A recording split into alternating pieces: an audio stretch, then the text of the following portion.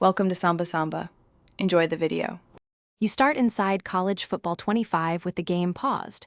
Open the main settings right away because the assistant toggle is tucked under submenus. Once done, scan accessibility and audio tabs since the voice assistant often lives there. This saves time versus hunting every page. You need to be in a menu that lists spoken prompts, commentary, or voice guidance. Make sure your controller input is responsive so selections register.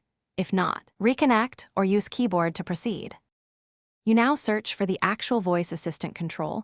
This is usually named voice assistant, commentary, or spoken prompts. Once located, inspect any nested options because there can be separate toggles for UI voice, play-by-play commentary, and accessibility cues.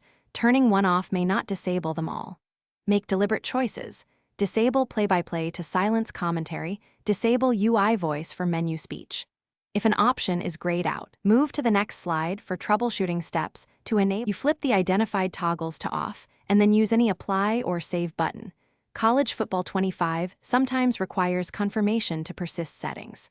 Once saved, exit to the main menu and reload your franchise or quick game to verify voices are gone. If you still hear audio, make sure your profile-specific preferences aren't overriding global settings, then restart the game or console.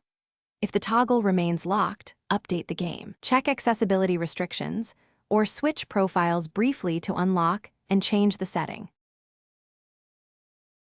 Thanks for watching. Consider subscribing if we helped you.